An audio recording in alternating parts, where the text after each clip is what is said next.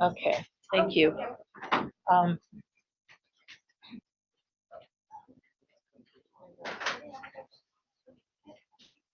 Welcome to this Writing Center workshop.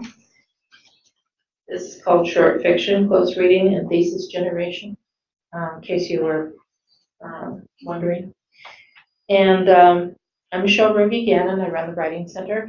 I want to encourage you, as you're working on your essays for English 210 or another class, to come to the Writing Center for help. Sometimes you've written a great essay, but you'd still like feedback, ways to make the essay stronger, and we can help with that. We're very savvy and sympathetic listeners, and can really help you think about how to improve your writing. The yellow sheets have our contact information, our hours, and answers to commonly asked questions about the Writing Center. And on the back side is sort of laborious instructions on scheduling an appointment online in Bio Connections. It looks more complicated than it actually is. But just know that you can do that. And you can also drop in and see if a consultant is available. We really want you to come in. We're a little bored right now, so they'd welcome you coming in to seek help with your writing. And the purple sheet is our list of workshops. And you can see what we have coming up after this one. Note-taking. I'm co-leading that workshop. If you want to learn how to take better notes, I'm your woman for that, because I've been researching that, and I've discovered a lot about note-taking. And so I am eager to share that with you. And we'll also have our teacher, Lauren Fries, art history. She's going to be on hand. She's going to do this really cool little thing about art history. And you'll be taking notes madly, and it's really fun. So I hope you'll come to that. After that, how many of you are in an English class this semester? Okay. All right. You're probably then using MLA style. I think business writing course uses APA, but the rest of them are using MLA. And you may be in other classes using MLA style, so I encourage you to come to that workshop. Heather Love does a great job with it. APA is the following week, so if you have any classes using APA style, another good one with Ken Green. This one I think is really important, the choosing and using textual support. It's sort of part 2 of integrating sources and avoiding plagiarism that we had last semester. It takes your thinking a little deeper about how do you bring those scholarly sources in to support your points in an essay, and it's really great. She's amazing, Prentice Clark. If you know you might be writing an essay exam at sometime in the future, that workshop is coming up shortly before midterms. A lot of people end up writing midterm essays as part of their midterm exams. Another good one. Backside, other good topics, writing the long paper. We've timed it right before spring break. So a lot of students end up writing papers, especially lengthy ones, over spring break. So we feel that's good timing. Other good workshops, writing about poetry, which you will be doing certainly in English 210. Flash fiction will be a fun one because Leah McCormick will actually be having you try out writing your own flash fiction. It should be fun. Chicago documentation, history majors and some fine arts classes use Chicago style. Understanding and using social media would be really good because we all think we know the online stuff, right? Twitter and Facebook and so on, but she'll help you think about it in a different way. And some other workshops that are coming in, especially the one at the end, the last one, the write-in, which is from 7 to 11, 4 hours. It's not that you have to be here from 7 to 11. You can drop in anytime, get help with an essay, final essay that you're working on. I'm sorry, what? Hello, is somebody having trouble? Yeah, it was fun. Oh. Okay. I thought, gosh, somebody's, not understanding me. Okay. So the write-in, free food and drink. You might want to take note of that. You may have run out of your dollars for meals. And so there's a chance to get some free food and drink, right? And help with your writing. So we'll stop there. Marcella Raymond, an instructor from the English department and the faculty advisor for the Vermilion Literary Project. She is here today, graciously volunteered to lead this workshop for us. She will have an activity for you. Take good notes, be paying close attention. We also have some online folks. Toward the end of this workshop, I'll distribute comment cards in here, and so if you need an instructor notified, write the instructor's name on the comment card. Also, we are now offering paw points. So if you want free paw points, and if you know what that is, I guess you get freebies through the university, accumulated paw points. Write your ID number on the top of the comment card. And for those distance students who want the paw points, include your ID number on the survey. And we'll go ahead and get started. Hi and welcome. I don't have any idea what paw points are. I barely do. But it sounds really cool. Okay, so I'm going to talk about reading. You guys all know how to read short stories. How many of you are in 210 this semester? So a few of you. Reading short stories is really fun, but close reading is a little bit different. So I want to talk tonight about close reading, and then even if you read a short story, sometimes you might have trouble just coming up with a thesis statement or a thesis idea to write about a short story. So we'll talk about that a little bit too. Close reading is critical reading. So that doesn't mean you critique the work so much or criticize the work, but what it means is that you're reading critically. You're looking at how all the parts of a short story work together to make the whole story. You're reading for meaning and structure and content rather than just the story itself. So you'll be looking at, when you do close reading of short fiction, you'll be looking at various elements or pieces of the short story, words, sentences, paragraphs, character, dialogue, plot, setting, all those things that work together in a story to make the whole. The other really interesting thing about critical reading of short fiction is that this process is the same whether it's short stories, articles, poems, novels. You're going to go through these same steps. So once you learn the steps for short fiction, you can master the steps for all those other genres. And literary analysis is analyzing a piece of literature, which sounds really boring, but it really isn't. So you're going to take a short story or a piece of literature and you're going to kind of pull it apart, tease it apart a little bit, and then look at all these pieces and the way they fit back together to make the whole. I like this quote. I really just like the picture, but I like the quote too. Reading is more than scanning a page. It's a conversation, a dialogue, an exchange, a love story between you and the text. And I especially like the word conversation in there, because when you do critical reading, it's really you engaging with a text and having a conversation with the text. You're asking questions, you're looking for answers in the text. Okay, so here are some tips for close reading. The first important tip is to remember that there's a difference between the narrator and the author. And here's how I like to distinguish those two. The author is the person who writes the story, but the narrator is the person who tells the story.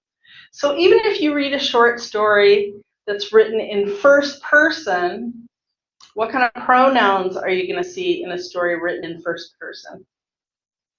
Does anybody know?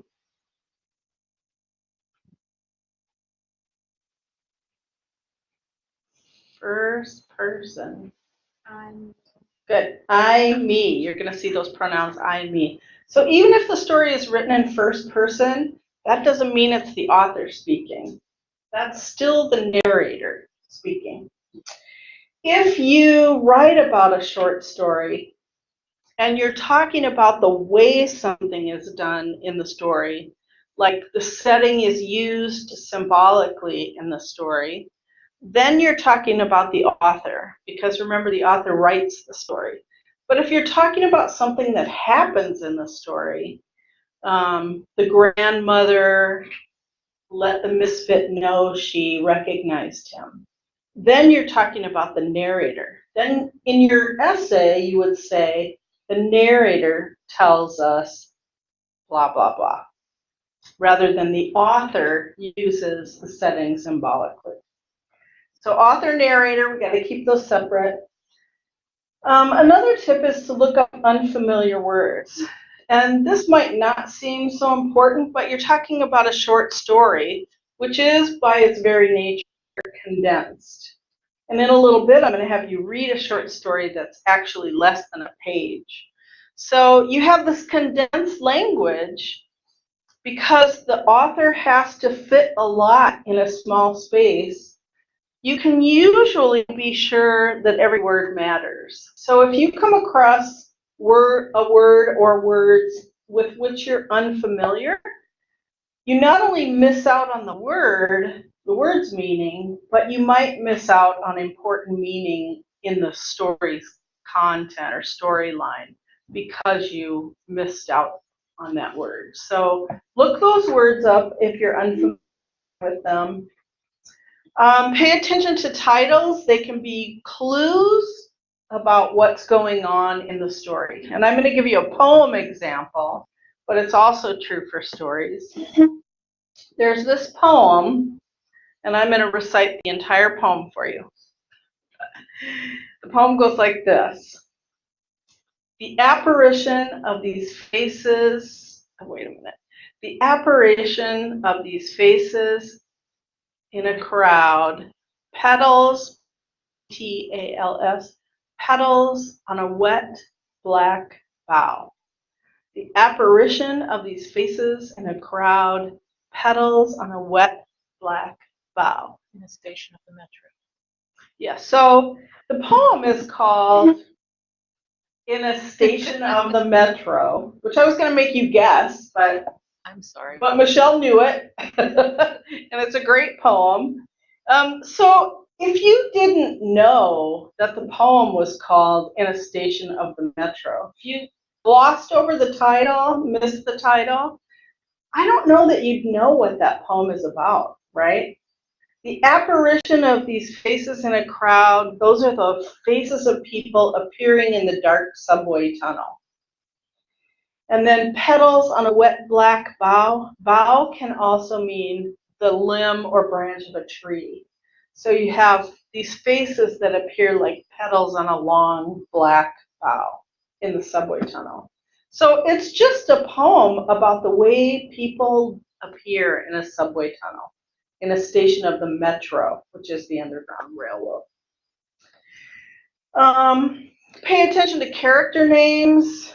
You know, it wasn't an accident that Darth Vader was named Darth Vader, because his name conjures up all kinds of things like dark, invader, Vader, which means father.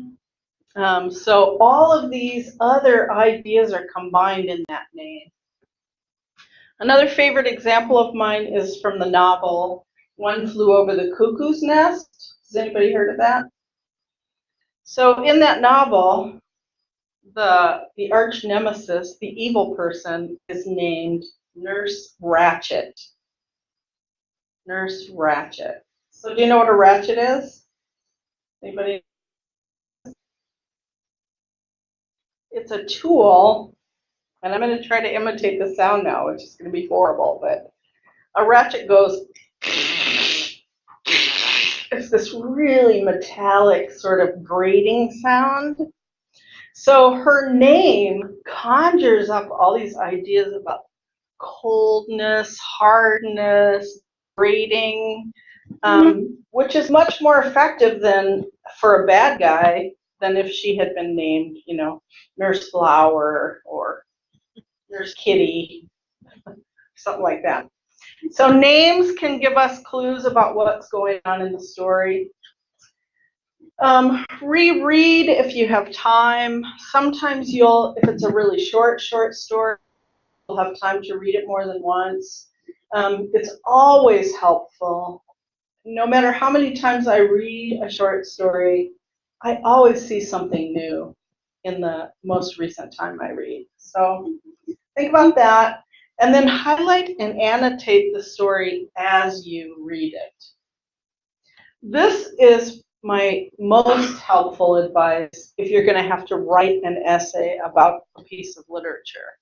Because one thing you don't want to have to do is go back and find things that you sort of remember being in the story to write about. So, okay, the reasons for highlighting and annotating. Number one, if you mark, remember that word conversation. So if you mark up a text and you engage with the text, you have this conversation with the text, you will, trust me, remember it better. So that's a big reason to annotate and highlight. Another reason is that it helps you come back to things you noticed the first time around that you might have missed if you just did a casual reading. And then the most important reason for highlighting and annotating is because when you sit down to finally write an essay about a short story, you don't want to have to dig all the way through that story again to find those things that you thought might be important in your essay. So, okay, and this is actually a story I highlighted because I'm a nerd. I like to use as many highlighter colors as I possibly can. And I color code things. So maybe I'll have a color for the setting, and I'll have a color for the characters, and I'll have a color for the main plot points of a story. So that when I sit down to write about the story, if I decide to write about setting, then I know to go back to all the yellow highlighting, and I'm going to find the things I want there. Or if I decide to write about character, go back to the blue highlighting. So it's kind of a nerdy thing to do, but it really speeds things up when it's time to write. So, and then the other thing you can see here is I've written notes all over this text. And I'll talk about those in a minute too. Okay, so things you might want to highlight as you read through a story. Significant or unusual dialogue or passages. So if you come to something in the story and you think, that seems meaningful, that seems like it could be important, chances are you're right. And so if you've highlighted it, then it's going to be way easier to come back and find it. Other things I'll highlight are character names and the first places in the story they appear, because generally, where a character first appears in a story, you're going to get a little bit of description. So if you want that description of a character, it's probably going to be near where they're first introduced in the story. Locations and settings I highlight. Recurring words, phrases, or images, I will highlight. Allusions, do you know what the word allusion means? Anybody know that word? Not illusion, where something's not real, but allusion means references to other works of literature or historical figures, things like that. Things that I think might be symbolic, I'll highlight. Or things that might hint at a work's theme, because theme is really one of the easiest and most interesting aspects of short fiction to write about. So, okay, or annotation is those notes that you write in the margins, and you're still in conversation with the text. You're asking questions. You're teasing things out of the text that you think might be meaningful. So you could mark with question marks in the margin anything you need to look up later, things you come across that you're not sure about. Place names, maybe, dates that seem historically significant, battles that you're not familiar with, wars that you're not familiar with, foods, phrases in other languages. So those are all things that you could mark and look up later. Interpretations of confusing passages. Any information you found about allusions in the text that you looked up. Definitions of those unfamiliar words. Remember I said look up unfamiliar words, and then when you look them up, you can write the definition right in the margins. Brief descriptions of characters, I will sometimes write in margins.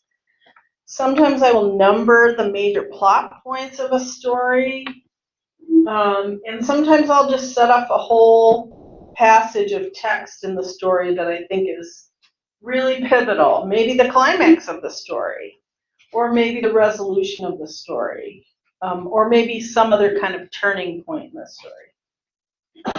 This all seems like a lot of work to do, but remember you're doing this as you read, and you're saving yourself lots and lots of time later when you write the essay. Okay, so thesis statements. One thing to remember with short stories, some short stories aren't that short, by the way. Some short stories are long.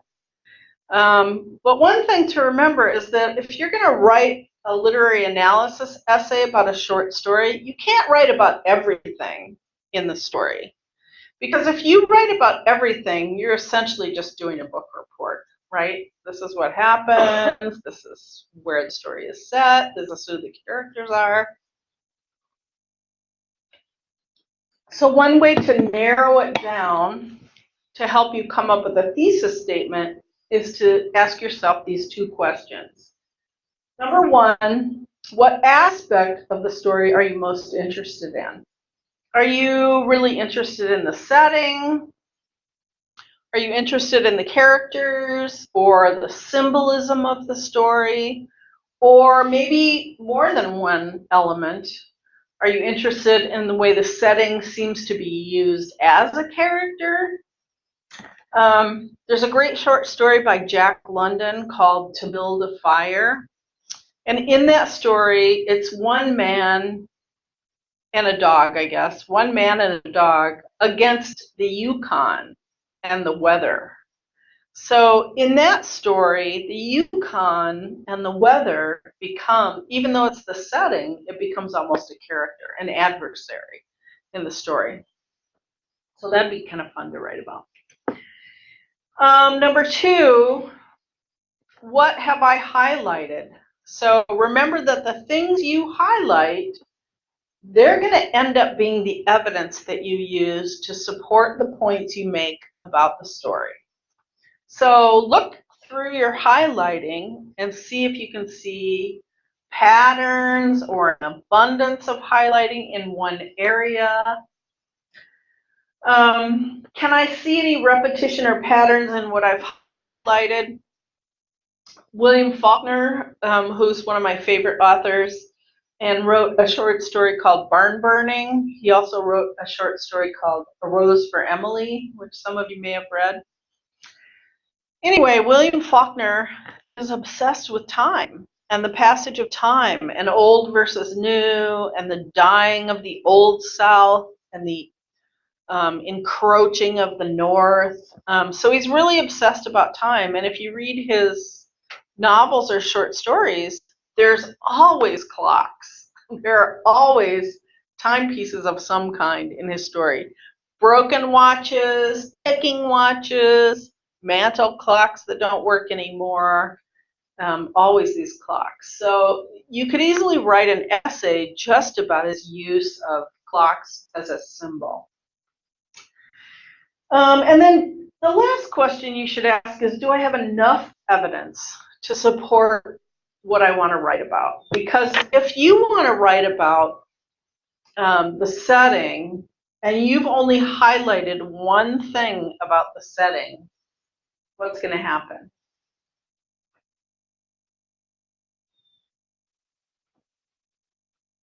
Anybody?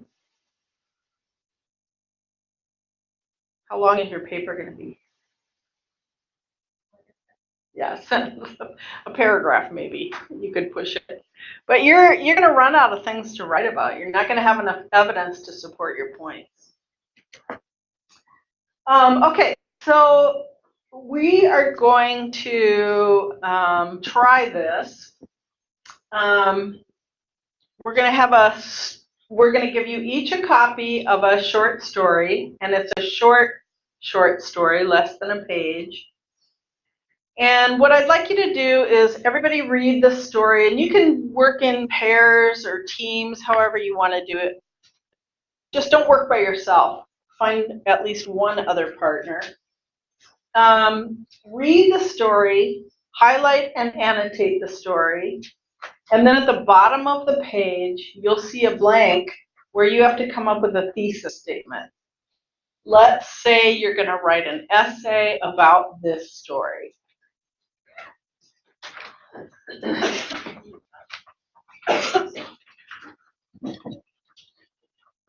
Okay, and I'm going to give you about 18 minutes so that you have time to read the story and think about a thesis statement. And if there's anything in the story you don't understand or you have questions about, if you need to look up a word, go ahead and do it. If you have other questions about the story, raise your hand and I'll try to answer questions for you. This is a story called Popular Mechanics by Raymond Carver.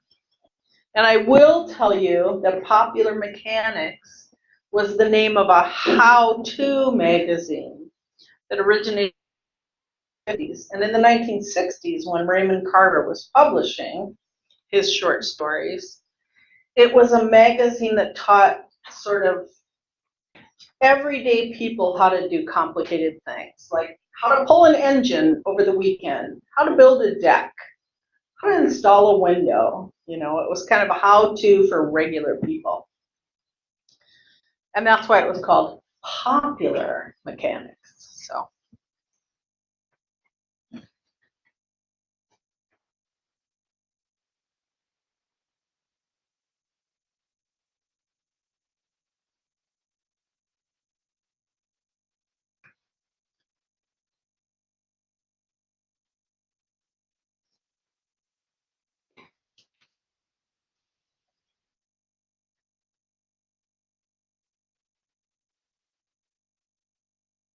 I should have brought my 18 highlighters. I forgot.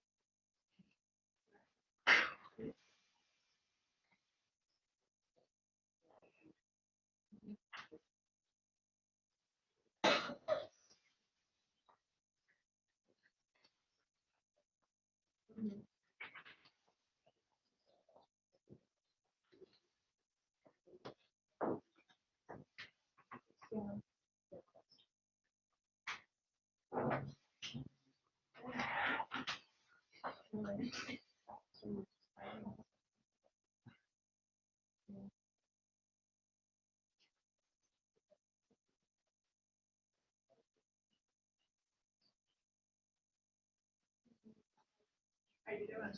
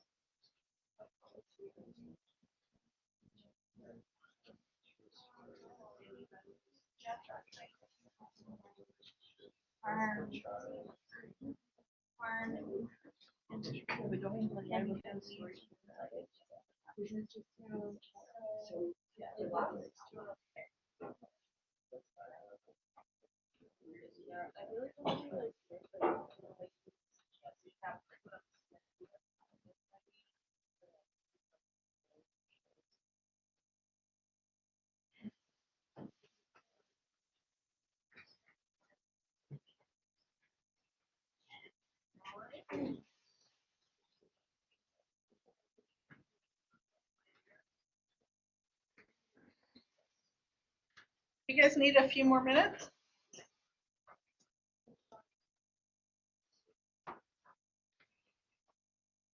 Done? Or I'll give you about 3 or 4 minutes. You're going to have to read your thesis statements out loud, so make sure you can read them.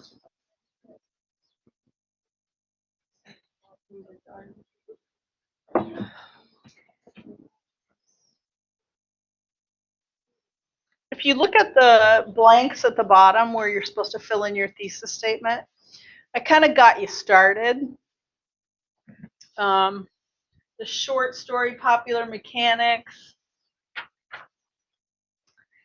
by Raymond Carver suggests that what? What does it suggest? Or the story by Raymond Carver shows that or reveals that. And what does it reveal or what does it show?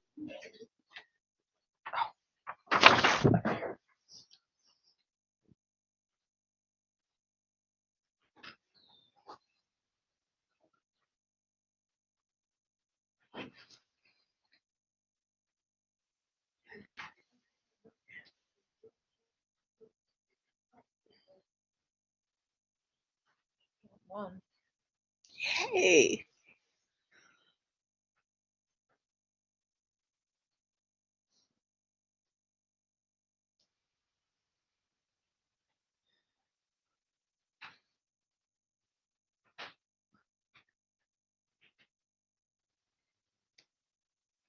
Raise your hand if you're ready.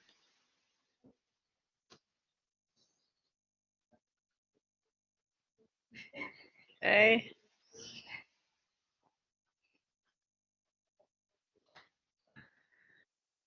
Maybe one more minute just to make sure they're worded the way you want and that you can read them. And to choose a person who's going to read it out loud.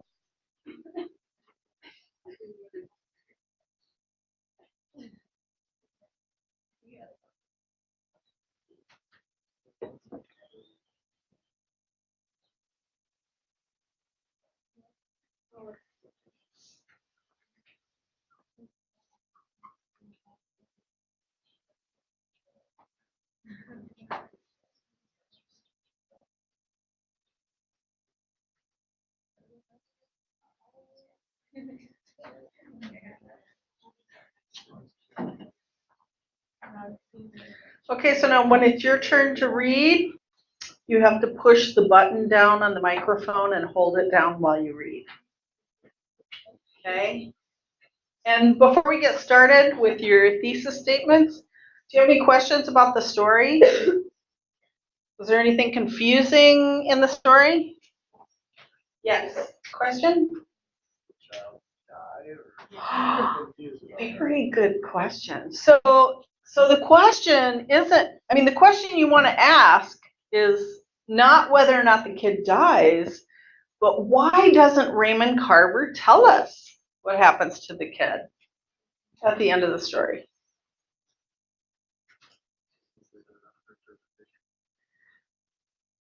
Possibly, yeah. And if, let's just say at the end of the story, the baby's arms are pulled out of his sockets, they drop him on the floor, blood spurts everywhere, and he's screaming. Tell me what you're thinking about at the end of the story. What are you thinking about it? Yeah, say it out loud. You're thinking about the baby at the end of the story. One of the reasons he doesn't tell us what happens to the baby is because he doesn't want to make us think about the baby at the end. If he's in some underhanded way trying to keep us from thinking about the baby, what do you think he might be wanting us to think about instead of the baby?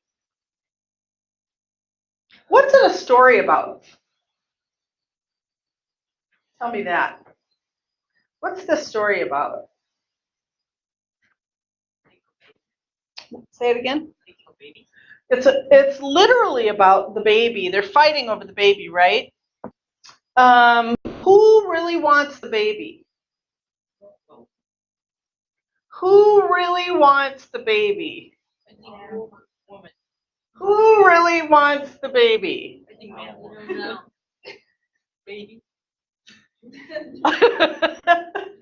So she calls the baby it. And you notice that they don't ever say his name. They just say the baby, the baby, the baby. So I'm going to ask you one more time. Who really wants the baby? Either. Nobody wants the baby. Neither one of them really are concerned about the baby. How do we know that? How do we know that? What are they doing at the end of the story? They're playing tug of war with the baby.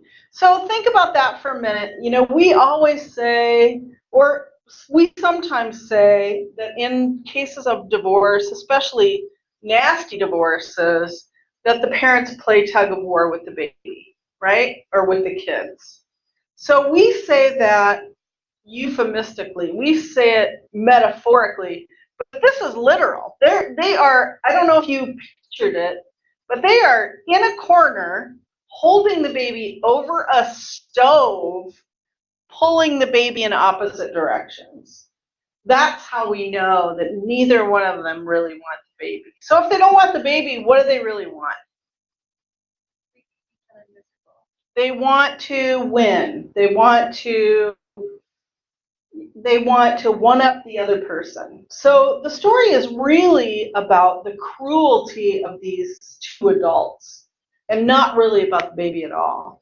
So back to your question, if we're left in the story with an image of the baby, whatever happens to the baby, then we forget about the cruelty of these adults and we start thinking about the baby. We sympathize with the baby. So it seems to me like Carver maybe wants us to keep our focus on how cruel these adults are. Okay, and one last thing before we get to your thesis statements, because you guys brought up the sentence, let's see, son of a bitch, I'm glad you're leaving. She began to cry. You can't even look me in the face, can you? Okay, so tell us what you think that line means. Okay, so they think it means the guy cheated on her.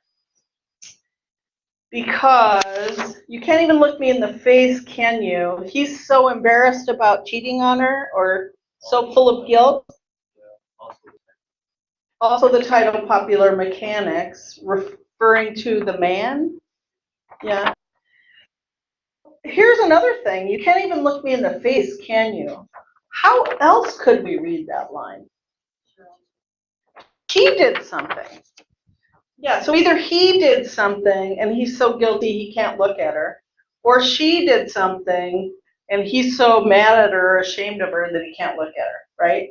So again, why doesn't Carver tell us whose fault this is? He doesn't want us to take a side. Exactly. He doesn't want us to take a side, and it doesn't really matter, right? Because in the end, they are both at fault for the way they're treating this child. Okay, let's hear your thesis statements now.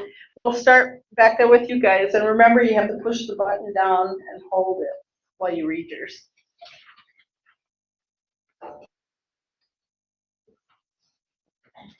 The whole thing. Your whole thesis statement. The short story Popular Mechanics by Raymond Carver reveals the dark, empty nature of an unhappy home through the use of imagery. Oh, nice.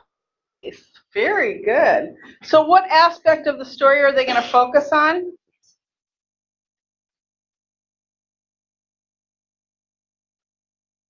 They're going to look at one particular aspect of the story. What is it? Read it one more time, please. Unless you can yell.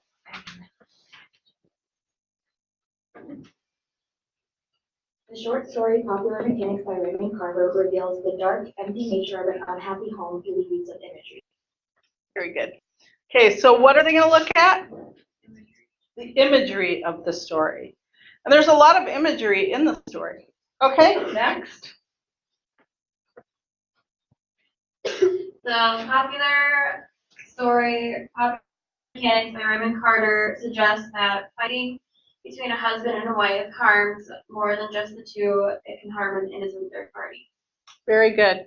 So do you know what aspect of the story they're looking at? They're looking at the theme, the story's theme, right? Okay.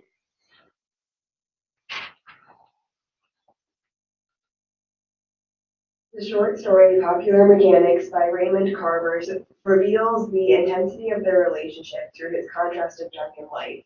Ooh, good.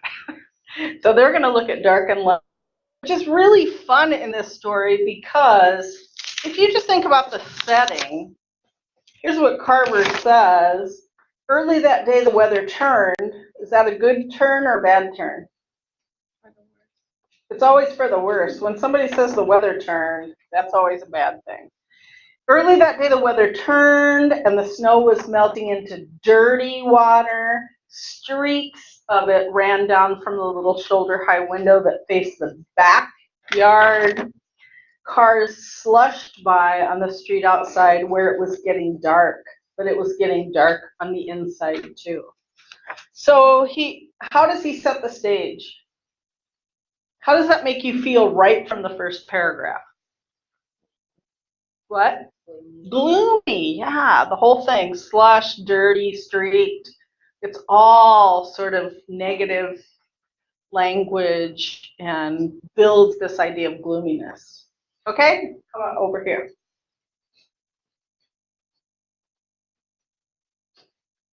The short story Popular Mechanics by Raymond Carver reveals a young couple in a dissolving relationship who fight for a child and the interpreted results of a disastrous situation. Very good. So I would say most of that really just says what the story is about. But then at the end of that thesis statement, you get to your point, which is that the story depicts a disastrous situation. So even without saying it, you're suggesting that it's disaster for everyone in the story. So good. Okay. We were all together. Okay. Oh, all four? Okay.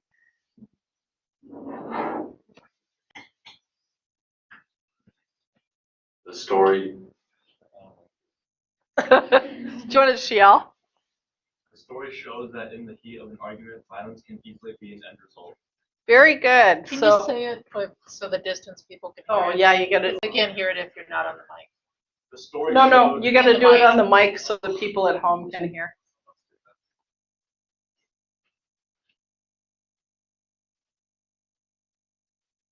in the short story Popular Mechanics by Raymond Carver, the story showed that in the heat of an argument, violence can easily be an end result. Yeah, good. So in the heat of an argument, violence can be the result. And I think there's plenty of evidence in the story to support that idea.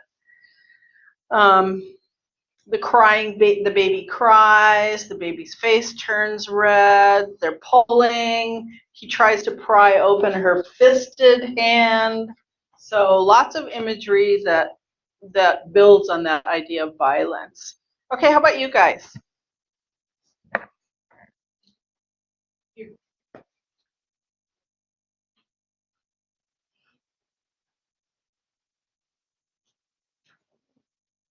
You can move those microphones. You have to hold down the button. The short story Popular Mechanics by Raymond Carver reveals that the argument between two people have others involved and hurt them. Good. So your thesis is that the argument can build and spread out to other people, which is good. And how about at home? Do we have some at home? Yeah, we've got two.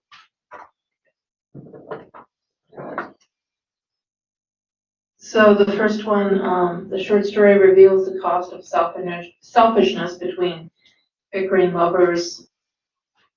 And the second one, the story. Can I say something about the first one? Yeah. So there are two things I really like about that one.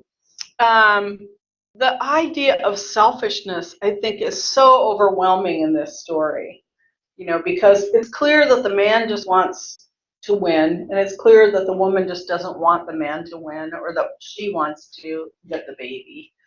And the second thing I really like about that is that the writer mentions lovers, because we really don't know anything about their relationship, do we? We don't know that I don't think it ever says in the story that they're married. We don't know where they live, what they look like. All those details are left out. Again, maybe to force us just to pay attention to what they're doing. Okay, and the second one? The story reveals that both parents prioritize their bickering over the child's safety. Fighting over the infant is like fighting for the winning trophy. They are not being loving towards the child. Very good. Yeah, and absolutely tons of evidence to support that thesis, right? Okay, anybody else want to come up with one? Any other comments about the story? I want to know what you think about the title, how it relates to it, what's happened. Okay, so here's my theory on the title, and of course I don't know because Raymond Carver never told me, but my theory is that the story represents, so this is in the 1980s. This was in the early 1980s. So what's happening to the divorce rate in the 1980s? Do you know? It's going way up. So lots of custody battles, lots of nasty divorces, things that wouldn't have happened a generation earlier. So you get this idea of popular mechanics, which is how to for the common person. And maybe this is a story about how to end a relationship, how to, scar a child for life, these things were happening all the time. So it was a popular thing to do, and this is the mechanics of the breakup. So that's my theory, and I'm sticking with it. So thank you very much for paying attention and coming up with great thesis statements, and hopefully you'll have essays about short stories. Okay, the comment cards are coming around. Again, be sure to list your instructor if you want your instructor notified that you were here. And if you want PowerPoints, make it easy on us. Please put your ID number, your student ID number at the top of the card. What above are your name. PowerPoints? What are they? They get free things at the end of the semester. Really? I guess. That's how it was Are explained to me. PowerPoints like for participating in things? Yes, at the university. Oh. If the campus-sponsored event uses PowerPoints, we're going to be sending them to the person who will report them. How can the It's usually used to Can student organizations get in on PowerPoint? I believe so. Oh. And then there's like an auction at the end of the semester. Right, you can get like a prize. If you have enough points. But like can we X. offer them to Yeah, how could Doug Wagner? Doug Wagner? Okay. Oh, I know who that is. Okay.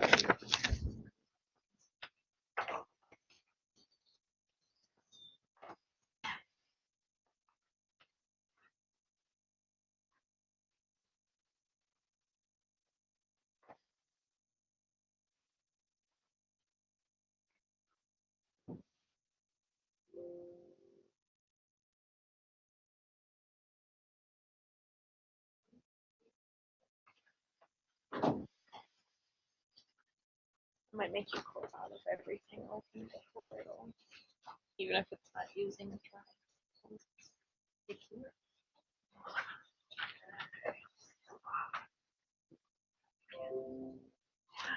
Yay.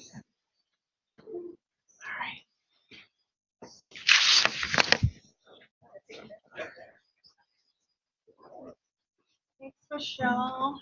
Oh, thank you. Such a fun story. It is. First, they're always about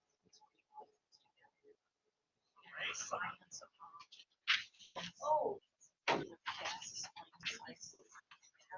so the pulling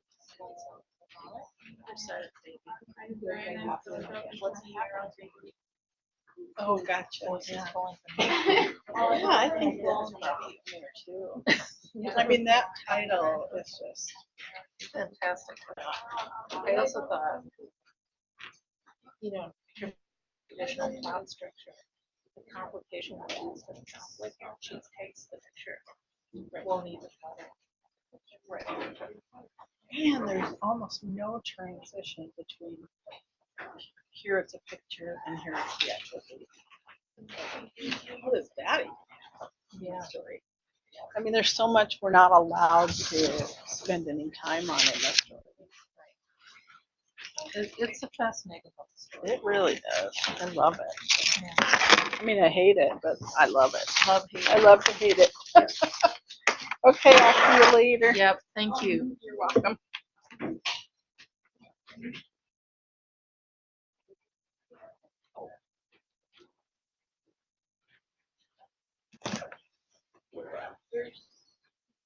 Wait.